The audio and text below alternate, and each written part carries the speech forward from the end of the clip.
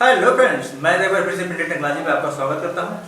Friends, आज हम बात करेंगे 3110, 3115, 3116 जैसे प्रिंटरों में इनमें पंप की खराबी की वजह से कुछ ऐसे प्रॉब्लम आपके साथ क्रिएट होते होंगे। जैसे कि आपका जब भी फोटोकॉपी या प्रिंट आउट करते होंगे तो उसमें लाइनिंग आती होगी और लाइनिंग को दूर करने के लिए आप हेड क्लीनिंग करते हैं, लेकिन फिर भी कोई फर्क नहीं पड़ता है। आपकी लाइनिंग वैसे की वैसे बरकरार रहती है। आप कैसे पता कर सकते हैं कि आपके पंप में प्रॉब्लम है या इंक में प्रॉब्लम है? यदि आपका पंप खराब है तो उसको कैसे रिपेयर कर सकते हैं? आपका जो इंक पैड काउंटर होता है उसको आप कैसे आसानी से रिप्लेस कर सकते हैं? यानी पंप से संबंधित जो भी समस्या है, जैसे कि पंप से संबंधित एक समस्या और आती है कि आपका पेपर नहीं खींचता है उसके वजह से। तो इस वीडियो में हम इन्हीं सब के बारे में बात करेंगे। तो चलिए हम जानते हैं कि पंप की वजह से क्या क्या प्रॉब्लम आती हैं और उसे आप कैसे सही कर सकते हैं। तो वीडियो शुरू करते हैं। Paper printer. तो देखिए फ्रेंड्स, हमने अपना पंप खोल लिया है, यानी इसका जो स्टेटिंग पैड है इसको हमने बाहर निकाल लिया है। और इसको चेक करने के लिए कि हमारा पंप ख़राब है या नहीं ख़राब है, तो इसके लिए जो है हम इसको हेड क्लीनिंग पे लगाएंगे। लेकिन फ्रेंड्स, इससे पहले आपको टैंक में इंक है या नहीं है, या फिर आपका इंक लोकल है जिसकी वजह से फंस गया हो, तो ये सब चीज़ें पहले चेक कर लीजिएगा, उसके बाद हेड क्लीनिंग पे लगाइएगा। तो देखिए हमारा हेड क्लीनिंग चालू है, आप अच्छी तरह से देख पा रहे हैं। और इसके वजह से जो है आपका जो इंक फ्लो होता है हेड से खींच के आपको बाहर इस साइड में पैड में जो इंक आता है, इसी की वजह से होता है। और देखिए हमारा क्लीनिंग हो रहा है, लेकिन अभी कागज़ पर एक भी बूंद हमारा इंक नहीं आया है। तो ये तो साफ साफ क्लियर है कि हमारे पंप में प्रॉब्लम है। और पंप में कहाँ से प्रॉब्लम हो सकता है, देखिए एक भी इंक नहीं आया है। तो चलिए हम लोग जानते हैं कि पंप में कहाँ से प्रॉब्लम आ सकता है। इसके लिए हम ये सामने आपको दो स्क्रू दिख रहे हैं, एक स्क्रू ये, एक ही स्क्रू ये। तो हम इसको खोलते हैं, इससे पहले हम इसका पाइप निकाल लेते हैं। और पाइप निकालने के बाद हम इसको खोलते हैं। फ्रेंड्स, ये पंप में प्रॉब्लम होने की वजह से सब दिक्कत आती है, तो ज़्यादा घबराए ना, ये बहुत आसानी से इसको दूर किया जा सकता है। देखिए हमने दोनों स्क्रू खोल लिया है। अब ये जो गियर है, इस गियर को हम निकाल लेते हैं ऊपर से। ये पंप को आगे पीछे के करने के काम में आता है, और ये ओरिजिनल पंप होता है, इसकी बॉडी कभी कभी कटने की वजह से दिक्कत आती है। और ओरिजिनल काम पंप का ये जो छोटा वाला है, ये रोलर ही अच्छे से काम करता है। ये घूमता है चारों बगल और इस पाइप को प्रेस करके ये पंप का काम करता है। तो देखिए फ्रेंड्स, ये पाइप दबने की वजह से ये दिक्कत कभी कभी आ जाती है। तो आप जब भी पंप खोलिए तो ये ज़रूर ध्यान दे लीजिएगा कि आपका पाइप कहीं दबा हुआ है या पिचका हुआ है। तो ये पिचका रहेगा तो वो आपका पंप जो है काम नहीं करेगा। तो ये आप अच्छी तरह से चेक कर लीजिएगा। दूसरी प्रॉब्लम ये आती है कि ये बॉडी कट जाती है कभी कभी।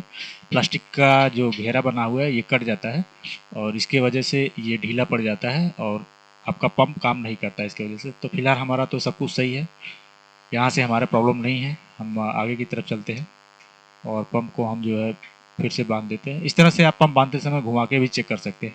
एक तरफ घुमाएंगे तो वो ढीला हो जाएगा, दूसरी तरफ से आप घुमाएंगे तो वो जाम हो जाएगा, जिससे आप पता कर सकते हैं कि हमारा पंप सही है या ख़राब है। तो हम इसको पहले बांध लेते हैं, उसके बाद फिर हम आगे बताते हैं आपको।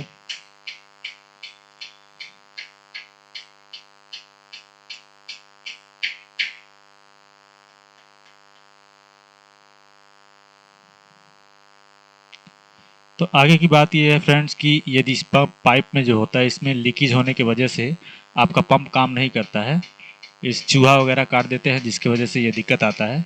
तो इसको आप कैसे निकालेंगे इसके बारे में हम आपको बता दें। पहले आपको ऊपर दिखा देते हैं। देखिए यहाँ दो स्क्रू हैं, एक स्क्रू यहाँ पे है और दूसरा वाला स्क्रू आपका बाहर मिल जाता है। तो ये दोनों स्क्रू आप खोल लेंगे पहले। तो पहले हम इसको खोल के दिखा देते हैं आपको।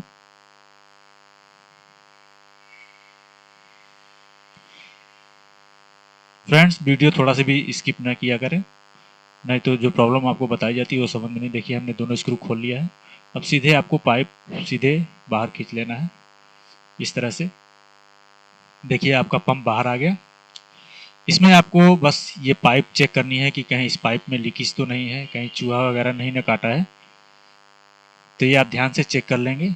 दूसरा यहाँ से चेक किया जाता है, ये जो किनारे किनारे इसका ब्लैक कलर का जो उभरा हुआ सिरा होता है, इसमें भी लीक होने की वजह से आपका जो पंप जो है सही से काम नहीं करता है। तो ये आप अच्छी तरह से चेक कर लीजिएगा और चेक करके आप इसको बांध देंगे तो ये प्रॉब्लम आपकी सॉल्व हो जाएगी। तो दूसरे प्रॉब्लम की तरफ चलते हैं फ्रेंड्स। इस प्रॉब्लम में पंप की वजह से जो है आपका पेपर नहीं खींचता है। अभी आप देख रहे होंगे कि किस तरह से ये आपका पेपर खींच रहा है। ये बैक साइड में गया, फिर क्लिप आगे पीछे हुआ, और क्लिप आगे पीछे होने के बाद ये धीरे धीरे आपका पेपर को लेकर अंदर जाता है। तो इस तरह से आपका ये पंप काम करता है। जो ये क्लिप आगे पीछे होता है, इसी का सारा खेल होता है पेपर खींचने का ना खींचने का। तो ये देखिए, आप स्लो मोशन में आपने देख लिया कि इस तरह से आपका पंप काम करता है। अब इसी प्रक्रिया को पंप खराब होने पर कैसे काम करता है, ये चीज़ हम आपको दिखा देते हैं। देखिए, ये गियर हम घुमा रहे हैं, आगे पीछे कर रहे हैं, लेकिन फिर भी ये क्लिप जो है, जो वाइट वाली क्लिप देख रहे हैं, ये क्लिप आगे पीछे नहीं हो रहा है। तो ये भी पंप के प्रॉब्लम्स की वजह से होता है। तो इसको समझने के लिए हम चलते हैं आगे और देखते हैं ये किस कारण से आपका इस प्रॉब्लम आता है। इससे पहले मैंने एक वीडियो बताया था जो स्प्रिंग की वजह से जो प्रॉब्लम क्रिएट होता है। यदि स्प्रिंग नहीं होता है तब भी आपका प्रॉब्लम होता है। इसका वीडियो का लिंक मैं ऊपर आई बटन में दे रहा हूँ, वहाँ से जाके आप देख लीजिएगा और समझ लीजिएगा कि इसके वजह से क्या प्रॉब्लम आता है। तो फिलहाल हमारा स्प्रिंग तो लगा हुआ है, सब कुछ सही है। हमारा ये क्लिप जो है ऊपर नीचे नहीं हो रहा है, जो इस गियर से कंट्रोल होता है। तो चलिए समझते हैं कि इस गियर को हम कैसे निकाल सकते हैं और क्या प्रॉब्लम है इस गियर में। तो इसके लिए हमको पहले मोटर खोलना पड़ेगा, और मोटर खोलने के लिए सामने 2 स्क्रू हैं, आप लोग तो अच्छी तरह जानते ही हैं। ये 2 स्क्रू आपको खोलने पड़ेंगे। 2 स्क्रू खोलने के बाद ये आपका जो सफ़ेद वाला पार्ट लगा हुआ है जिसमें इनकोडर जुड़ा होता है, इसको भी आपको खोलना पड़ता है। देखिए, हमने मोटर को खोल लिया।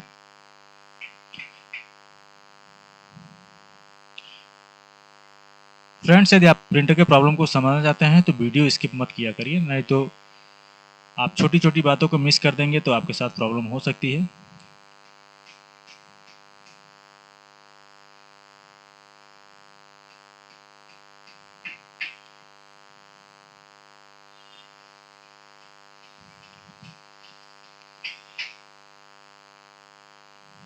देखिए, हमने इनकोडर निकाल दिया और ये क्लिप भी हमने निकाल दिया।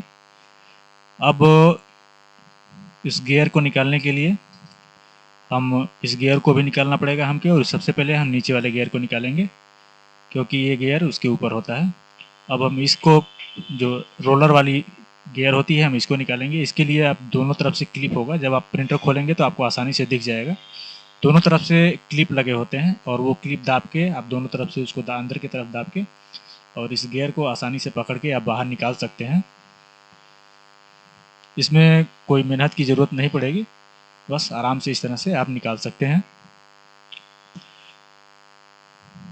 और इसके बाद आप इस गियर को भी आसानी से इस तरह से आगे के रास्ते निकाल के इसको निकाल सकते हैं। देखिए फ्रेंड्स, ये हमारा जो पेपर खींचने का सारा प्रक्रिया होता है यहाँ से होता है। और इसमें प्रॉब्लम आता कहाँ से है, इस सेक्शन में आपका इंक चला जाए या फिर तेल डालते समय इसमें तेल घुस जाता है तो ये स्लिप करने लगता है। जो इसका ये जो होता है ये स्लिप करेगा, तो स्लिप करने के वजह से ये आगे पीछे नहीं हो पाता है, क्योंकि ये फिक्स नहीं होता है। और फिक्स इसलिए नहीं होता है क्योंकि यदि फिक्स होगा तो एक ही तरफ से गियर जिस तरह घूमेगा उसी तरह से ये घूमता रहता है। तो इसको आप धुल के अच्छी तरह से, इसमें यदि इंक हो तो इंक को साफ़ कर दीजिएगा, और इंक को साफ़ करने के बाद इसमें ऑयल आपको एकदम नहीं छोड़ना है। तो देखिए, आपको इसको बैठाना कैसे है। मोटा वाला भाग आपको मोटे साइड में और पतला वाला भाग को आप पतले साइड में रखेंगे इस तरह से, और ये सब काम आपको धोने के बाद ही करना है। तो आशा है फ्रेंड्स कि ये चीज़ आप समझ गए होंगे अच्छी तरह से। इन 2 प्रॉब्लम के अलावा पंप में और भी बहुत सारी प्रॉब्लम होती हैं। यदि आपको ये चीज़ समझ में आ गई हो तो फ्रेंड्स, आज के लिए बस इतना ही। मिलते हैं अगले वीडियो में। यदि आपको पंप से संबंधित और कोई प्रॉब्लम आ रही है तो हमें कमेंट करके ज़रूर बताएं।